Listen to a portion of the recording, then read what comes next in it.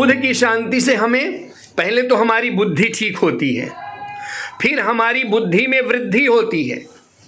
हमारी बुद्धि में वृद्धि होगी, विवेक जागृत होगा, और आपके पास में अगर शिक्षा है, दीक्षा है, डिग्री है, सब कुछ है, लेकिन उसका प्रयोग करने के लिए आपके पास में विवेक नहीं है तो सब व्यर्थ है।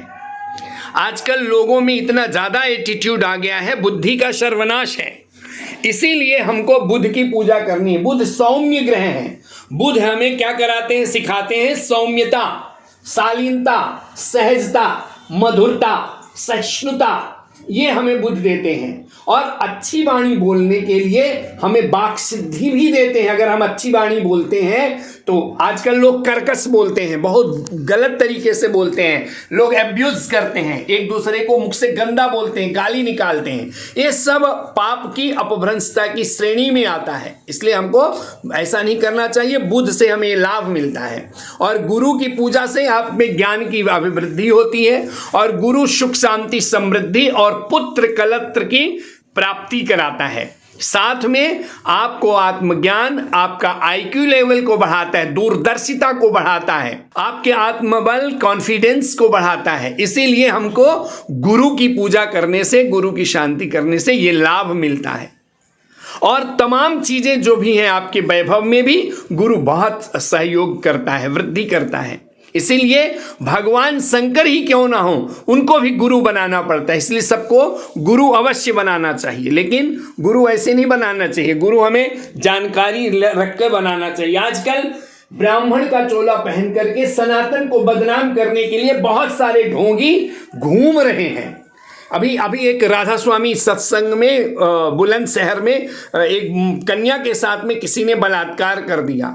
सोचिए, ऐसी संस्थाएं हैं जिनका सनातन से कोई नाता नहीं है, लेकिन धर्म, ज्ञान, अध्यात्म के नाम पर सनातन को, धर्म को बदनाम करते हैं। इसीलिए हम लोगों को बहुत संभल के चलना चाहिए, चाहे वह ब्रह्मा कुमारी हो, चाहे वह राधा स्वामी हो, चाहे वो कोई भी हो। अगर अपने सनातन के मूल्यों पे नहीं है तो हमको उसको बढ़ावा नहीं देना, उनको रोकना है।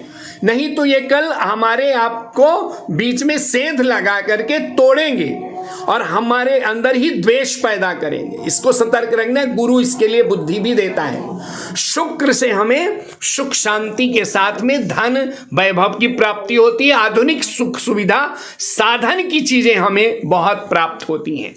जिस भौतिक चीजें जितनी हैं, जितनी लग्जरी लाइफ है, जितना मात्र शक्तियों का जो श्रृंगार है, ये सब भी शुक्र देते हैं। सौंदर्य शुक्र देते हैं, साथ में आत्मबल भी शुक्र देते हैं। अगर आप बलिष्ठ हैं, हृष्ट-पुष्ट तंदुरुस्त हैं, ये शुक्र प्रदान करते हैं। संतान के लिए शुक्र बहुत कारक ग्रह है। इसलिए शुक्र की शांति में संतान भी होती है, संतान अच्छी होती है, और संतान गलत मार्ग में जाने से बचती है, यानी सही मार्ग में चलती है। इसलिए हमें शुक्र की पूजा करनी चाहिए।